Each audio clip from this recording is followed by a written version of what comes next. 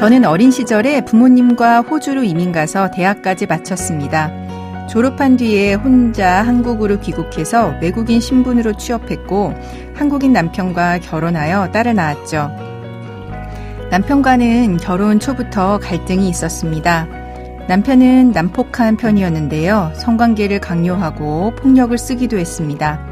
직장 생활도 원만하지는 않았는지 퇴직과 이직을 반복했고 결국 결혼한 지 5년 정도 됐을 때 직장 생활을 접고 전업으로 주식 투자를 했습니다. 남편의 수입은 늘 불안정했습니다.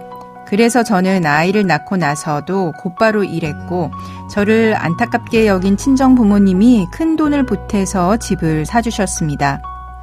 육아와 일, 살림까지 병행하면서도 힘든 시간을 보내던 중 호주 주재원으로 근무할 기회가 생겼습니다. 저는 딸을 데리고 곧바로 떠났죠. 남편과 떨어져 있는 동안 평온하고 행복했습니다. 세월이 흘러 딸은 호주에 남아서 대학에 입학했고 저 혼자 한국으로 돌아와서 남편과 1년 정도 함께 살았습니다. 남편과는 도저히 함께 살 수 없을 정도로 힘들었습니다. 고민 끝에 저는 집을 팔아서 반반씩 나누고 조론하자고 제안했습니다. 남편은 돈이 탐났는지 흔쾌히 동의하더라고요. 친정 아버지가 돌아가신 뒤에 상속받은 작은 땅은 남편과 상의 끝에 딸에게 증여하기로 했죠. 그런데 3년이 지난 어느 날 남편이 뜬금없이 연락했습니다. 암에 걸렸다며 배우자로서 부양 책임을 다하라고 하더라고요. 그 얘기를 듣는 순간 이혼할 결심이 섰습니다. 남편은 3년 전 나눠 가진 돈이 거의 남아있지 않다면서 딸에게 증여한 땅도 재산 분할에 포함해야 한다고 주장하고 있습니다. 너무나도 기가 막힙니다. 저는 어떻게 대응해야 할까요?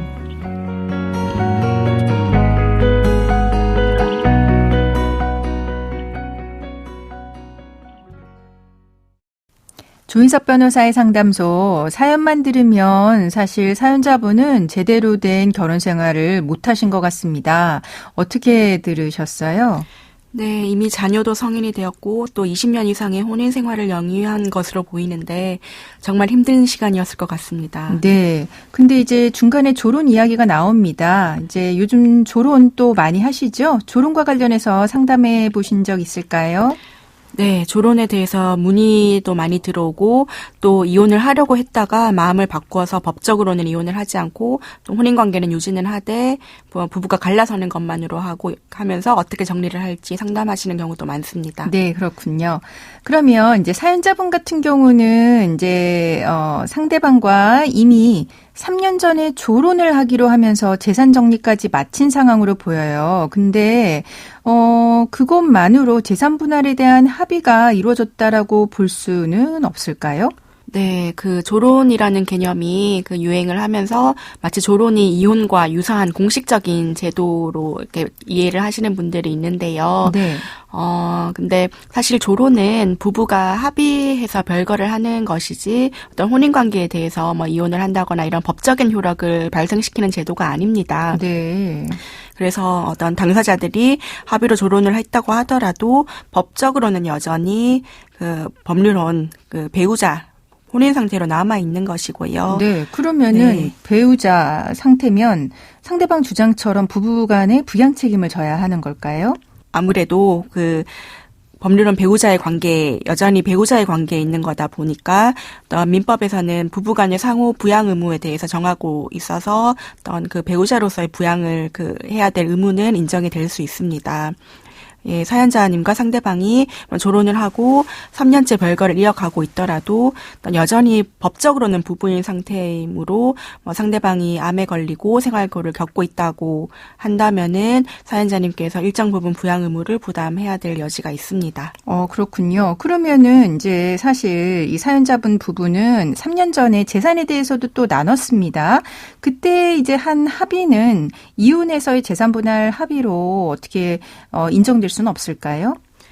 예, 그 조론하기로 하면서 재산 정리 이미 다 했다고 합의하고 다 했다고 하더라도 그 애초에 조론 자체가 법적으로 혼인 상태가 이렇게 해소되는 게 아니라 유지하는 것이기 때문에 네. 어떤 재산 분할에 대해서 정했다고 하더라도 이거는 혼인 중에 이루어진 재산 분할의 합의가 돼서 어떤 이혼 시 재산 분할을 과 같은 그런 법적인 효력은 없습니다. 네, 그렇군요. 네, 그래서 사연자님께서 상대방과 정식으로 이혼을 하게 된다면은 만약에 조론하면서 재산 나누었던 거에 대해서 상대방이 또 다시 다투면서 재산 분할 다시 하자고 한다면은 그 조론 당시에 정했던 거를 좀 반영을 하더라도 중요한 참고 자료로 쓰이더라도 네, 아예 하지 못하지는 않을 것 같습니다. 네, 그러니까 참고 자료는 되지만 이제 조론 때 합의가 있었다라고 하더라도 그 합의서대로 효력이 발생하는 건 아니란 이야기네요.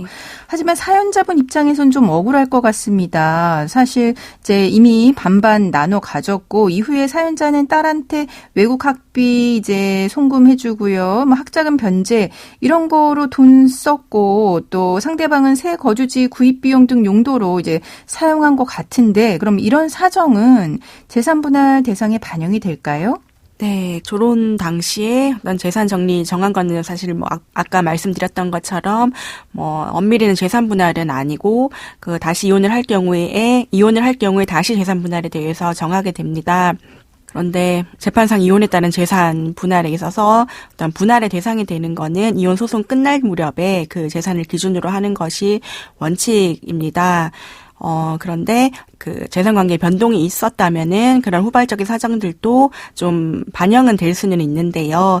그런데 사연자의 경우에 집 처분대금을 나누어 가진 시점이 좀 이미 3년 전이고 그래서 그 기간 동안에 처분대금을 자녀의 학비와 학자금 대출 변제에 사용이 되었다면은 이런 것들은 좀 반영이 될 가능성이 큽니다. 네, 네. 이제 반영은 되지만 이제 그대로 이제 조론 당시에 합의한 내용대로 이제 끝나는 거는 아니라는 이야기신데 그러면 이제 가장 중요한 거는 이제 사연자분이 이제 상속받아서 딸한테 증여한 토지가 있습니다. 지금 상대방은 이것도 재산분할 대상으로 포함시키자 이러고 있는데 그건 어떻게 될까요? 네, 그 상대방이 딸에게 증여한 재산까지도 문제를 삼고 있는데요. 네, 이거는 사연자님께서 친정 부모님으로부터 상속받아 보유하고 있다가 상대방과의 합의하에 딸에게 증여를 했었던 것이라서 지금 현재 사연자님께서 위 토지를 보유하고 있는 것도 아니고 그래서 분할 대상에서 제외될 가능성이 높아 보입니다. 네. 그러면은 사연자분은 혼인생활 동안에 상대방의 강제적인 성관계로 또 고통을 받았다라고 합니다. 근데 이에 대한 형사처벌이나 위자료 이렇게 좀 구제받을 방법이 있을까요? 네, 너무 안타깝게 사연자님께서는 상대방의 원치 않는 성관계 강요로 고통을 받았습니다. 예, 당연히 부부간의 성관계는 혼인의 본질적인 요소이기는 하지만은 당연히 부부 상호간의 동의하에 이루어져야 하고요. 그래서 배우자에게 성관계를 강요하고, 근데 거기에 나아가서 폭행을 가해서까지 성관계를 강제적으로 할 경우에는 부부간이라고 하더라도 강간죄가 성립될 수 있습니다. 그래서 대법원은 혼인관계가 실질적으로 유지되고 있는 경우에도 남편이 반항을 불가능하게 하거나 현저히 곤란하게 할 정도의 폭행이나 협박을 가하여 아내를 간음한 경우에는 강간죄가 성립한다고 보아야 한다라고 이렇게 판시를 하면서 부부간 강간죄도 성립을 명시적으로 인정을 했습니다. 네. 예, 그런데 부부간 강간죄로 처벌한 사례도 있기는 한데요. 그런데 사연자님의 경우에 너무 이미 오래전에 일어났었던 일이고 또 그래서 가정 내에서 은밀하게 이루어져서 또 뚜렷한 증거도 남아있지 않을 가능성이 커서 일단은 공소시효 완성의 문제도 있을 수 있고 또 입증의 문제도 있을 것으로 보입니다. 네, 그러니까 실질적인 처벌은 어려울 것 같다라는 이야기시네요. 그러면 지금까지 상담 내용을 정리해 보자면 이제 조론은 법적인 효력이 없는 이제 별거 상태이기 때문에 조론을 한 이후라고 하더라도 법적인 부양 의무는 이제 존재는 한다라고 이야기해 주셨고요. 재산 분할 같은 경우는 조론 때 합의서대로 그대로 효력이 발생하는 건 아니고 이혼할 때 다시 재산 분할에 대해서 논의해야 한다라고 이야기해 주셨습니다. 그리고 지금 사연자분의 경우 딸한테 3년 전에 증여한 토지는 분할 대상에서 제외될 가능성이 크다라고 이야기해 주셨고 사연자분 같은 경우 남편의 강제적인 성관계로 인해서 고통을 당해왔다라고 하면 위자료 청구는 가능하지만 이제 오래전의 일이기 때문에 입증을 잘 해야 위자료 받을 수 있다라고 정리해 주셨습니다. 지금까지 조윤영 변호사와 함께했습니다. 감사합니다.